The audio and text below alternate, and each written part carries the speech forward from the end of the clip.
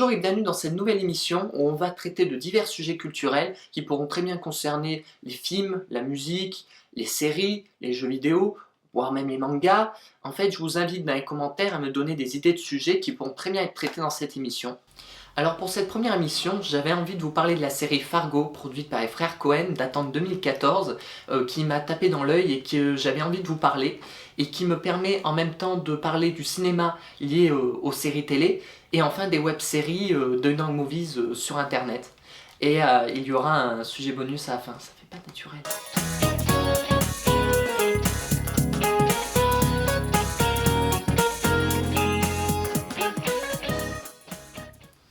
Alors que pensez-vous de Fargo? Moi personnellement j'adore ce film des années 90 des frères Cohen. J'aime beaucoup les frères Cohen, ce sont des réalisateurs excellents, notamment pour The Big Lebowski aussi et No Country for Old Men, qui sont des films que je vous conseille énormément si vous êtes cinéphile. Et aujourd'hui j'avais envie de vous parler de Fargo, parce que si vous n'êtes peut-être pas au courant, mais ils ont produit une série à partir de leurs films. Et les séries adaptées de films, généralement, c'est plus pour capitaliser sur le succès, et le but n'est pas vraiment artistique. Et ben pour une fois, si, et voire même, on atteint un niveau d'excellence avec cette série qui est juste incroyable. La mise en scène, les acteurs, l'écriture, tout nous amène au film de 90 qui avait une écriture particulièrement soignée, mais aussi une mise en scène qui était froide, mais vraiment très excellente. Des plans qui sont déjà cultes dans cette série et dont on va parler dans quelques années. Si vous adorez le film des frères Cohen, vous allez adorer cette série, parce qu'elle en reprend les thématiques, même un peu l'histoire sur la saison 1, tout en apportant quelque chose de complètement neuf. Elle se sert même du format série pour apporter vraiment quelque chose de nouveau à cet univers, puisque le film n'a que 2 heures finalement pour raconter une histoire, alors que la série peut vraiment développer ses personnages sur une saison, et d'ailleurs c'est une anthologie, elle comporte 10 épisodes, mais ensuite l'histoire est finie, elle a un début, elle a un commencement et une fin. La saison 2 attaque sur quelque chose de complètement neuf. Par exemple, la saison 1 se déroule en 2006, alors que la saison 2 se déroule dans les années 70, ce qui est complètement différent.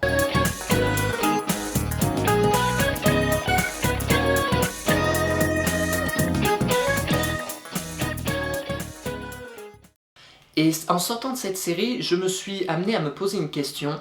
Quel est l'intérêt encore aujourd'hui d'aller au cinéma quand on a des séries pareilles? Parce que je me suis aperçu ces temps-ci que les séries gagnent vraiment en qualité là où le cinéma en perd de plus en plus. Quand on voit les films à gros budget qui sortent maintenant, Disney principalement avec Marvel et Star Wars, où ces films perdent beaucoup en qualité, voire même sont des bidons lessives, nous mentons pas, on est très loin. Star Wars, même la prélogie que je n'apprécie pas forcément, apportait quelque chose de neuf à l'univers. Les 2 derniers Star Wars n'apportent rien à l'univers, voire même crachent un peu dessus. Là où Marvel aussi, tous les films Marvel se ressemblent.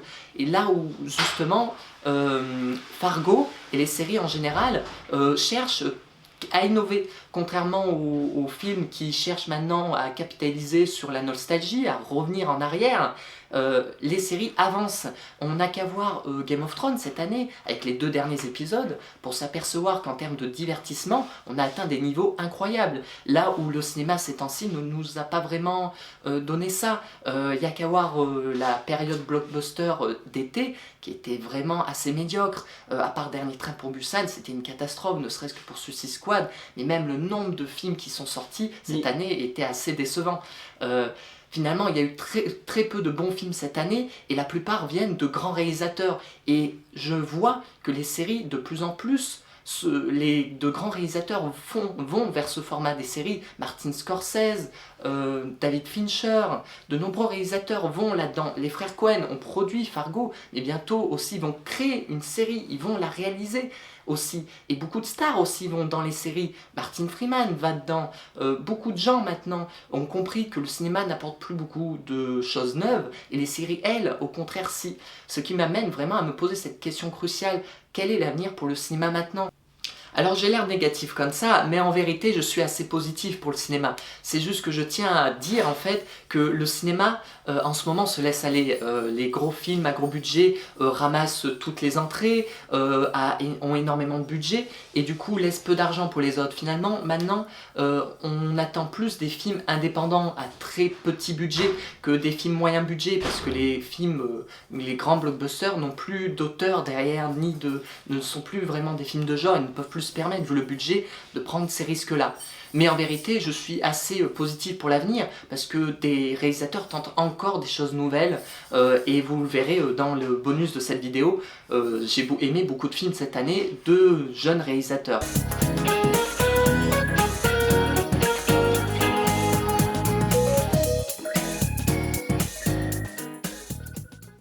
Bon, maintenant je vais vous parler de Dong Dong Movies, la série d'In the Panda que vous devez sûrement connaître. C'est une série qui présente des films inconnus, tout en apportant une histoire autour du présentateur qui est un tueur en série. C'était une série au départ donc faite sur internet avec zéro budget. La saison 1 en particulier était intéressante parce que finalement on découvrait des films, mais en même temps on pardonnait le côté amateur vu le peu de budget qu'il y avait. C'était une saison assez intéressante, surtout avec son présentateur particulier. Le phrasé qu'a In the Panda est assez particulier en façon de tueur en série. Et la saison 2, notamment, permettait d'améliorer. C'était une version améliorée de la saison 1, était vraiment nouvelle, donc était intéressante aussi. Et donc maintenant, une saison 3 a été faite grâce au financement participatif, qui a récolté plus de 30 000 € sur Internet, ce qui est quand même pas rien, mais qui reste assez faible pour une série tout de même.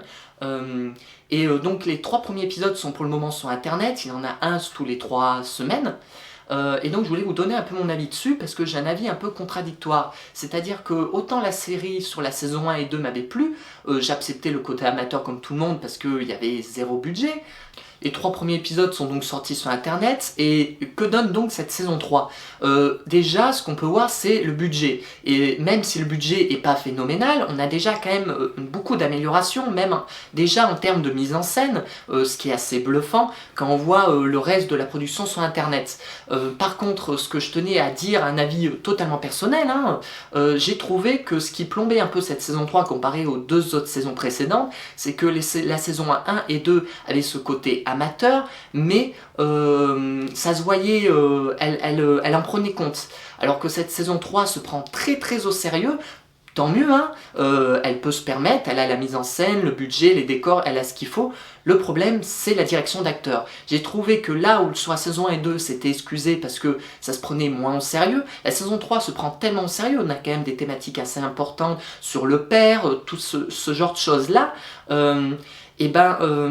Les acteurs sont mal dirigés et ça nous sort vraiment de la série parce que, imaginez-vous un film hollywoodien qui se prend très très au sérieux et qui, à côté, est mal joué. Ça vous sort du film et c'est ce qui m'a dérangé sur cette saison 3. Malgré tout, je vous conseille cette série et cette saison aussi si vous avez vu les 2 autres déjà, parce que vous allez découvrir des films inconnus et puis que vous allez voir quand même un mélange dans cette web-série, autant d'un côté chronique et d'une histoire parallèle, ce qui est quand même un format intéressant et totalement inconnu à ce que je cherche sur internet.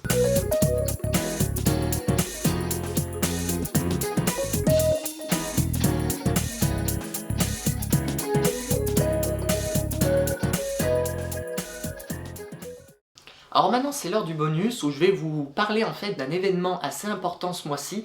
Il s'agit du Festival Télérama. Alors si vous ne connaissez pas, c'est un festival qui permet de voir les films de l'an passé que vous auriez pu rater et qui sont vraiment très bons. Et ça se déroule du 18 au 24 janvier dans toute la France. Donc du coup j'ai amené avec moi quelques notes pour vous préciser quel film je vous conseille. Alors je vous conseille notamment Elle du génial Paul Verhoeven, donc c'est une sorte de parodie de film français, ou encore Ma vie de courgette, un de mes coups de cœur de cette année qui traîne de sujets durs sur les enfants. Aussi La Tortue Rouge qui est un dessin animé muet vraiment atypique. Tony Herman, on a entendu beaucoup parler à Cannes, qui est une comédie réussie qui critique la société, mais qui est vraiment très drôle, un peu longue par contre. Rulieta aussi, du toujours aussi bon Pedro Almodovar. Je vous conseille aussi Juste la fin du monde de Xavier Dolan, qui a très divisé, mais dont le visionnage sera douloureux, mais certainement pas vain. Et enfin Café Society, même si celui-ci n'est clairement pas un grand Woody Allen. Alors j'en profite aussi pour vous conseiller d'autres films que j'ai vus cette année et qui ne sont pas présentés malheureusement au festival Télérama. Alors tout d'abord, bon, Les 8 salopards, qu'on avez sûrement déjà vu, et qui est pour moi l'un des films les plus aboutis de Tarantino. Aussi The Revenant de Inarritu, pour ses prouesses techniques, qui vous clouent à votre siège. Zootopie aussi, qui contre toute attente m'a bluffé par l'intelligence de son propos, surtout pour le public visé, notamment en plus fait par Disney. Quand on voit les autres films qui nous ont fait cette année, on a le droit d'être surpris. Je voulais aussi vous proposer Spotlight, qui n'est certes pas un grand film, mais qui est adapté d'un fait réel et qui est vraiment à apprendre, qui est d'utilité publique. Vous sortez de la salle, vous êtes mal. C'est vraiment un sujet très important. The Neon Demon aussi de Nicolas Winding Refn, pour l'expérience que donne son visionnage. Vraiment un film intéressant à voir. Aussi Dernier Train pour Busan, qui doit être le seul bon blockbuster de cette année, cet été, parce que quand on a vu tout le reste, c'était assez catastrophique. Captain Fantastic pour le message qu'il délivre, vraiment un bon film aussi, on en sort vraiment content. Les Animaux Fantastiques, qui a certes des lacunes, mais qui est un univers qui nous transporte, un univers qui reste attaché à Harry Potter tout en étant vraiment complètement nouveau, je vous le conseille, malgré les défauts qu'il a. Mademoiselle de Park Chan-wook aussi, pour son mélange de thriller avec la sensualité qui est vraiment très réussi. Et enfin, pour finir, Tu ne tueras point, qui bénéficie de talent de Mel Gibson en matière de mise en scène. Alors je vous remercie d'avoir vu cette vidéo, n'hésitez pas en commentaire à donner votre opinion sur les films dont j'ai parlé. Alors je tiens à vous rappeler, c'est un avis subjectif, c'est mon avis, je dis absolument pas qu'il est unanime, bien au contraire même, mais par contre je vous encourage à donner votre avis dans les commentaires et à en dialoguer avec tout le monde. Chacun a le droit d'avoir son avis. C'est même plus intéressant d'avoir un pour et un contre. Donc n'hésitez pas à donner votre avis, même s'il est complètement à l'opposé du mien. Et puis je vous remercie encore d'avoir vu cette vidéo.